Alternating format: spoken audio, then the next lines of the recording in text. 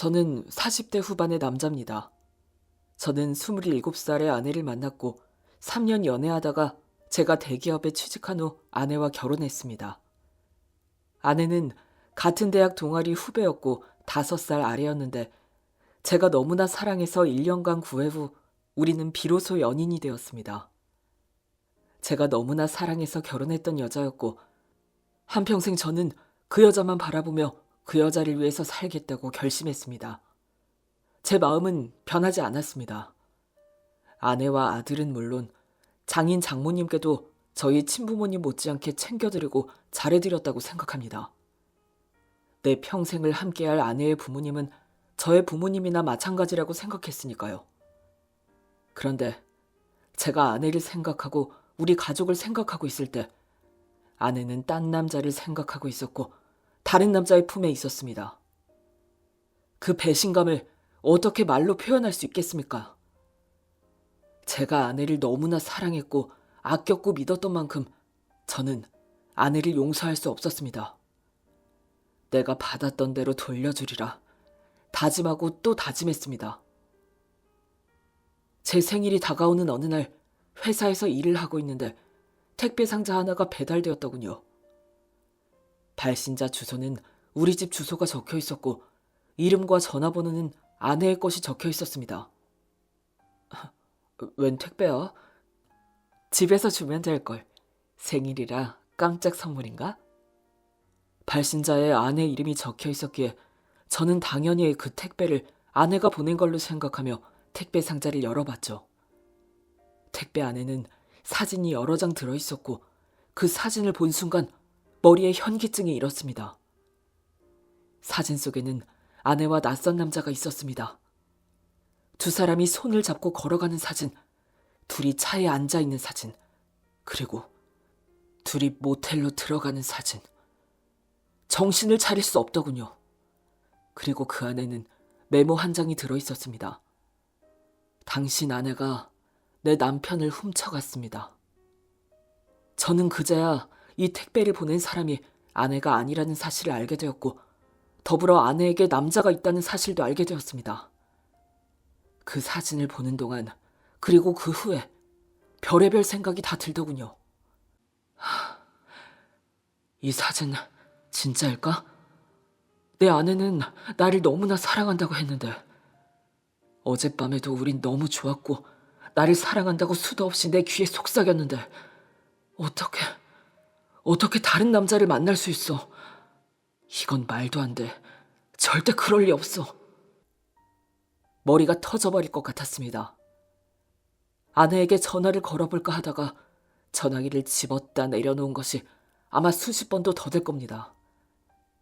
그날 어떻게 일을 했는지, 어떻게 하루를 보냈는지 기억도 나지 않네요. 제가 살아왔던 날 제일 끔찍한 시간을 꼽으라면 아마 그 순간이 아닐까 싶습니다. 저는 그날 넋이 나간 사람처럼 앉아있다가 퇴근했고 제가 회사 앞으로 나가자 한 여자가 저에게 다가와 묻더군요. 택배 받으셨죠? 저는 순간 뭐라고 해야 할지 몰라 대답도 못하고 있는데 그 여자가 다시 얘기하더군요. 사진 보고 많이 놀라셨나 보네요. 이해합니다. 저는 마음이 진정되지 않아 정신과 약까지 먹고 있으니까요. 제가 그 사진 보냈습니다. 당신 아내가 내 남편을 훔쳐갔어요. 그래서 저는 가만히 앉아서 내 남편을 다른 여자에게 빼앗겼어요. 인정하고 싶지 않지만 둘이 죽고 못 삽니다. 자식도 가정도 다 버릴 작정을 하고 있는 것 같아요. 당신 아내가 받아주기만 한다면 내 남편은 당장이라도 모든 걸 포기하고 뛰쳐나갔을 거예요. 그런데 뭐 때문인지 그 여자는 쉽게 결정을 못하는 것 같아 연락했습니다. 그 여자는 당신에게 일말의 미련이라도 남아있는 것 같이 보이니까 그 여자만 떠나면 내 남편도 내 가정으로 돌아올지 모른다는 생각이 들어서요. 나 아이가 둘이고 아이들에겐 아이 아빠가 필요해요. 내가 아무리 얘기해도 내 남편은 당신 아내한테 미쳐 있어요. 내 말이 귀에 들리지도 않는 사람이에요. 제발 당신 아내 좀 붙잡아줘요. 당신 아내 마음 좀 돌려줘요. 그래서 내 남편 좀 놓아주라고 하세요. 제발 부탁입니다. 저 이 사실을 알고 거의 몇 달간 제대로 입지도 먹지도 못했어요. 제발 죽어가는 사람 하나 살린다 생각하시고 무너진 가정 하나 세워준다 생각하시고 당신 아내 좀 붙잡아줘요. 제발 부탁입니다. 그 여자 얼굴은 까칠했고 입술은 메말라 있었습니다. 그동안 마음고생을 얼마나 했는지 얼굴이 말해주더군요. 비록 제가 나쁜 짓을 한 건 아니지만 그 여자 얼굴을 보고 있으니 제가 너무 미안할 지경이었습니다. 5개월 동안 모든 생활을 포기하고 남편과 당신 아내 뒤를 밟았어요. 증거를 하나씩 수집할 때마다 너무 괴롭고 충격적이어서 잠도 못 자고 제대로 먹지도 못했습니다. 제가 보낸 사진은 아무것도 아닙니다. 정말 토가 나올 정도로 두 사람 찐합니다. 원하면 보내드리죠. 사는 것, 죽는 것보다 더 고통스럽다는 말을 요즘 뼈저리게 느끼고 있어요. 하지만 죽을 수도 없죠.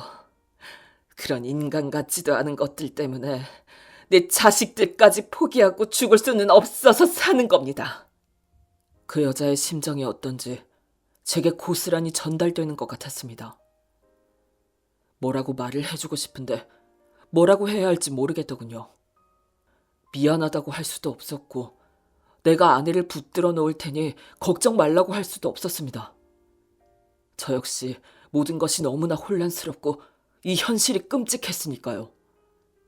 저는 일단 알았다고 제 명함 하나를 건네주었습니다. 힘들게 수집한 증거 저도 좀 보고 싶다고요. 그리고 집에 가서 아내와 얘기해보겠다고 하고 돌아서니 그 여자가 그러더군요. 아직도 당신 아내를 믿으시는 거죠? 제 말을 반신반의 하시는 것 같나요? 하지만 제가 모은 증거 보시면 완전히 마음이 달라지실 거예요. 아내를 정말 사랑하셨다면 아마 얼굴 마주보고 살기는 힘드실 겁니다. 제가 자리를 떠나고 나서도 그 여자는 그 자리에서 한동안 떠나지 않는 듯 했습니다. 제가 돌아보진 않았지만 그 여자는 분명 울고 있는 듯 했습니다. 돌아서 오는 제 눈에도 눈물이 흘렀습니다. 저는 아무리 생각해도 아내가 바람이 났다는 건 믿어지지 않았습니다.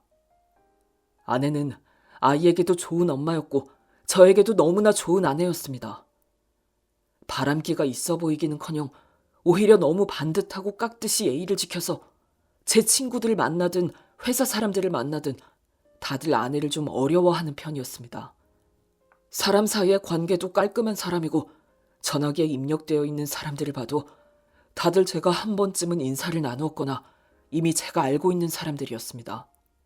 아내도 좋은 대학을 나왔고 좋은 직장을 다니고 있는 만큼 쓸데없는 곳에 에너지를 쏟으며 감정을 낭비하는 사람이 아니었습니다. 그런 아내가 바람을 피운다. 다른 남자를 만난다. 정말 받아들이기 힘든 일이었습니다. 우리는 평생 두 사람만 바라보며 그렇게 늙어갈 줄 알았는데 부부는 돌아서면 남남이라더니 우리도 그럴 수 있겠구나 하는 생각이 들었습니다. 집에 들어가니 아내는 여느 때와 같이 저녁을 차려놓고 아이 숙제를 봐주고 있더군요. 그리고는 아주 기분이 좋아 보이는 얼굴로 씻고 와서 밥 먹으라며 부엌으로 갔습니다. 저는 당장 아내를 붙잡고 묻고 따지고 싶었습니다. 하지만 지금은 때가 아니라는 생각이 들더군요. 저는 울컥하는 마음을 꾹꾹 눌렀고 속으로 끙끙 앓았습니다. 그리고 다음날 저의 회사로 찾아왔던 그 여자로부터 메일이 도착했습니다. 메일을 열어보니 정말 어마어마하더군요.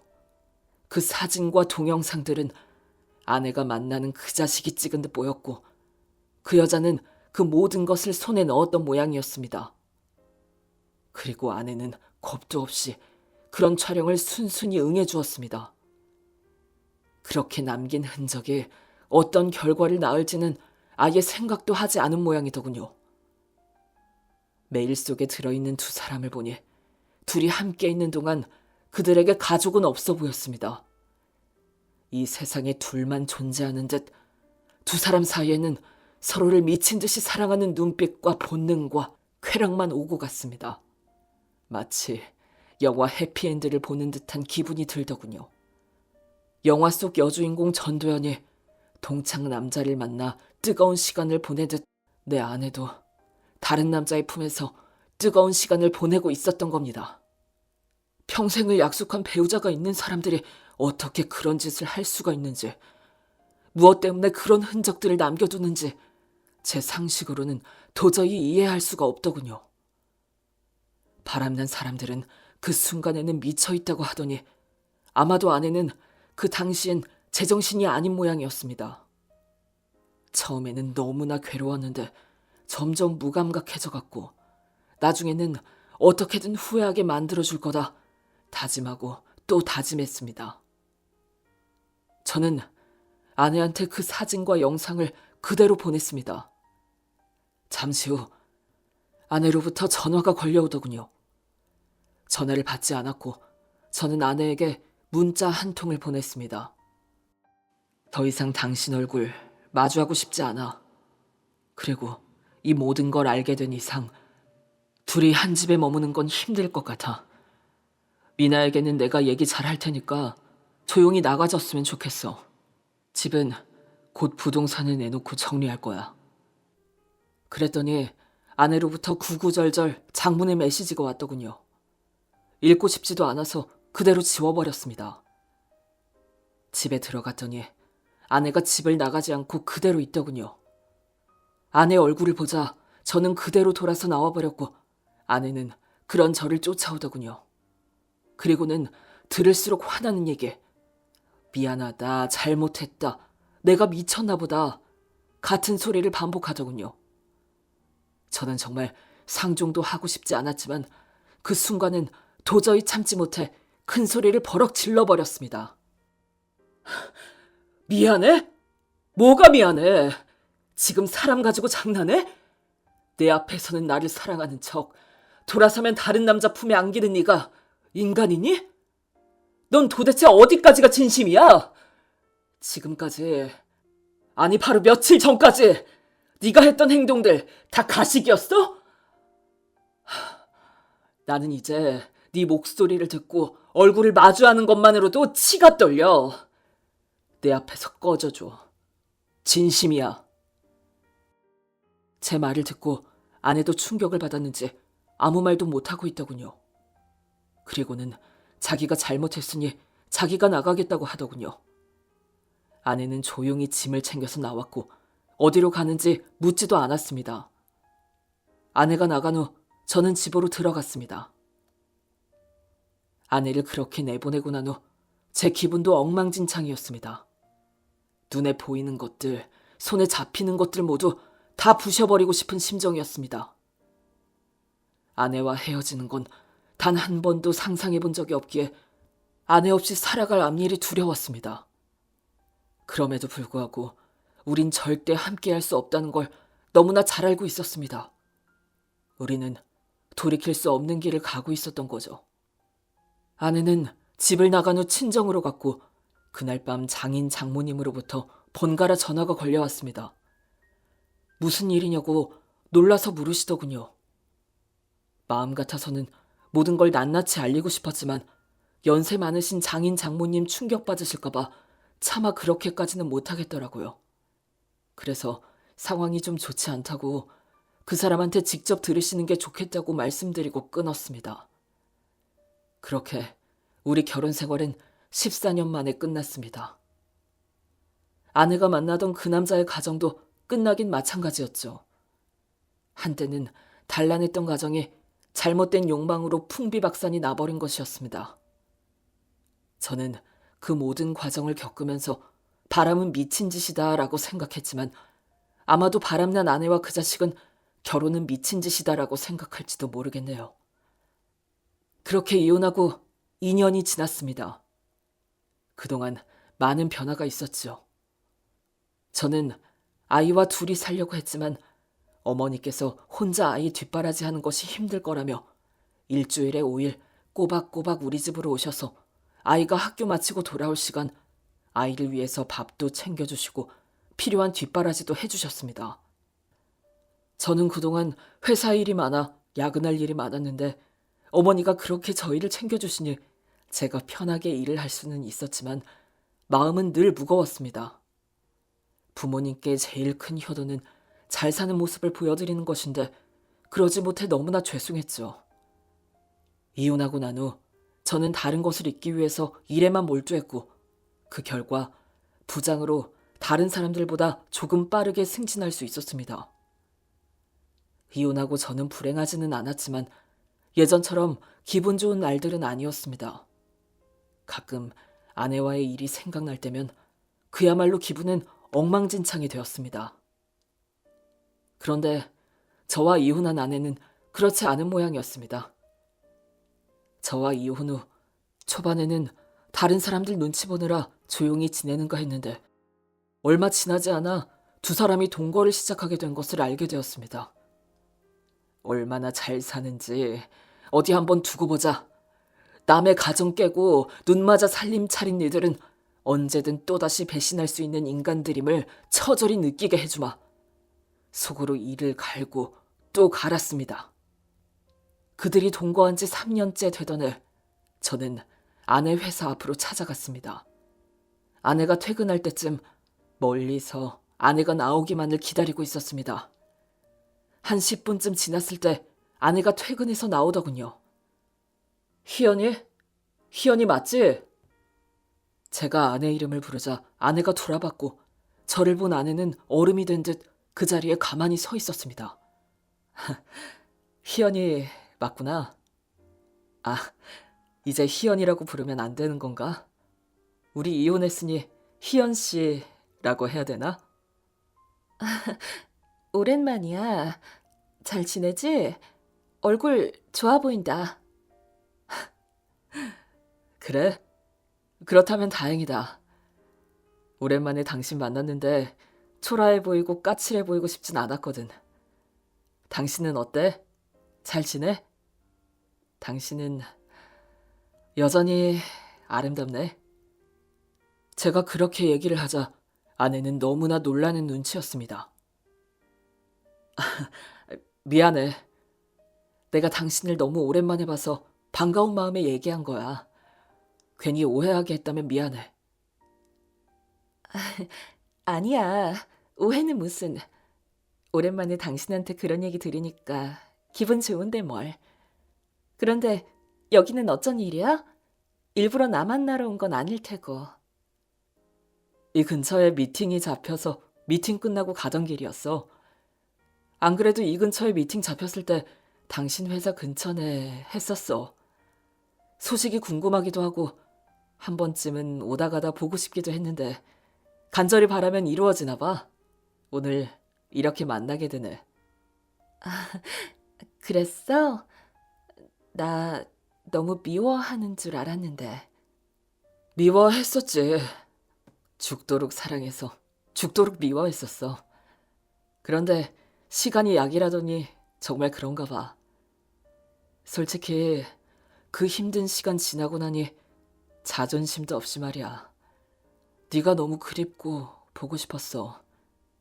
나 아직 너에 대한 미련을 못 버리나 봐. 어쩌면 평생 못 버리겠지. 희연아. 응? 넌 행복해? 그 자식이랑 행복하니?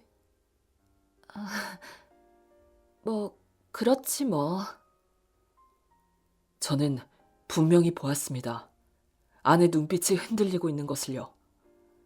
뭔가 더 할 말이 있는 듯 했지만 말을 아끼는 것 같았습니다. 희연아, 오늘 이렇게 만나서 너무 반갑다. 혹시 시간 괜찮으면 간단히 차 한잔 할래? 술도 괜찮고. 오늘 차는 너무 많이 마셔서 술이 나을 것 같은데 술 한 잔 할까? 우리는 근처 와인바로 갔고 와인바에서는 재즈가 흘러나왔습니다. 분위기 때문인지 음악 때문인지 아니면 이혼한 아내와 마주하고 있어서인지 와인 한 잔을 마셨을 뿐인데 술이 핑 도는 기분이더군요. 아내도 마찬가지인 듯 했습니다. 오랜만에 마시는 와인이라서 그런가? 한 잔 마셨는데 은근히 취하네. 그러게. 그런데 여기 분위기 너무 좋다. 음악도 좋고 술맛도 좋고.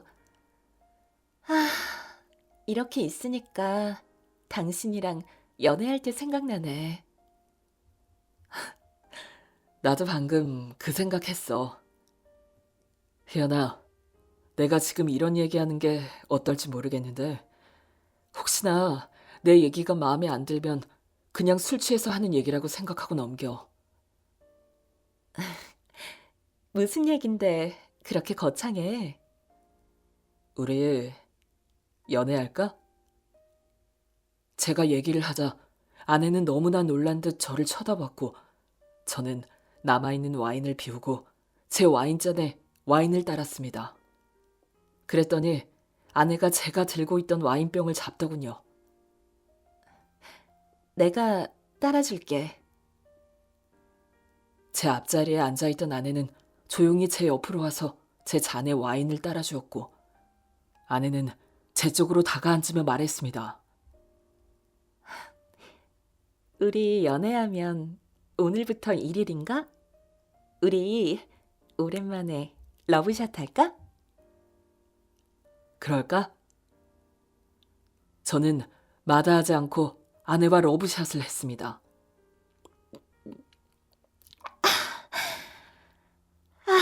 좋다. 오랜만이다. 이런 기분.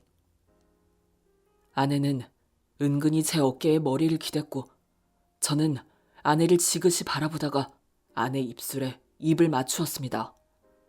아내는 너무나 당연한 듯 제 입술을 받아들였고 남의 시선도 아랑곳하지 않았습니다. 우리는 정말 연애하는 그때 그 기분으로 돌아가 남은 와인을 마저 비웠고 와인바에서 나오자 아내는 취한 듯 저한테 기대며 팔짱을 끼더군요. 그때 아내 가방에서 전화기 진동이 울렸는데 아내는 전화를 아예 꺼내보지도 않았습니다. 전화 안 받아도 돼? 받고 싶지 않아. 방해받고 싶지 않거든. 우리 어디 가서 한 잔 더 할까?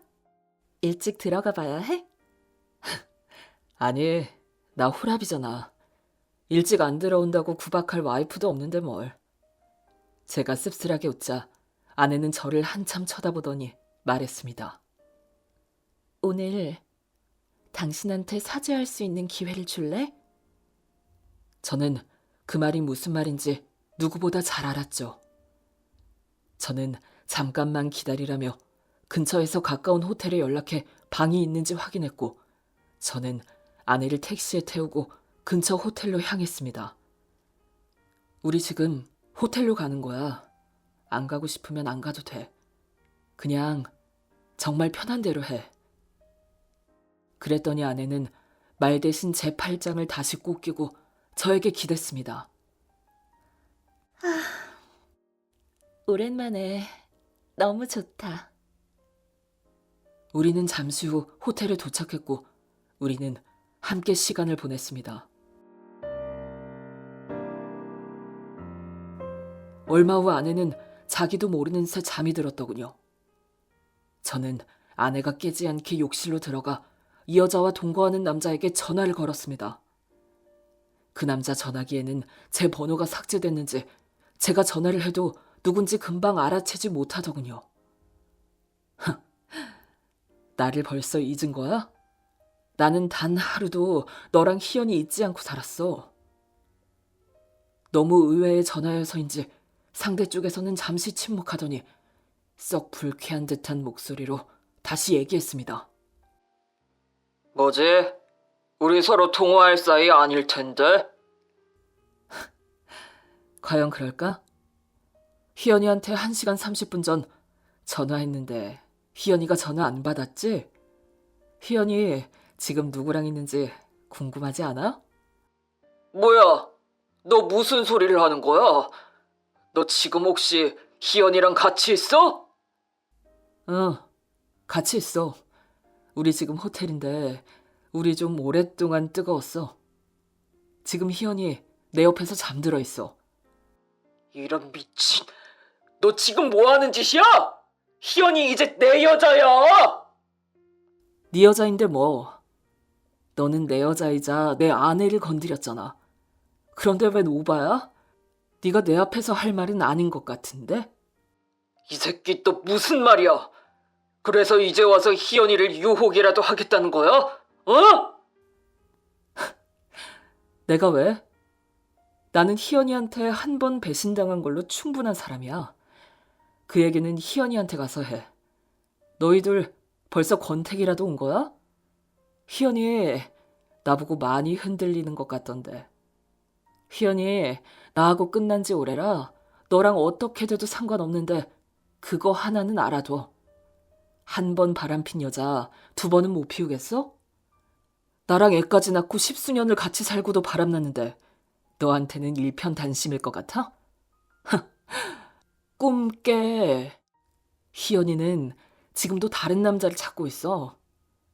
내가 손을 내밀자 기다렸다는 듯이 덥석 받아들였지.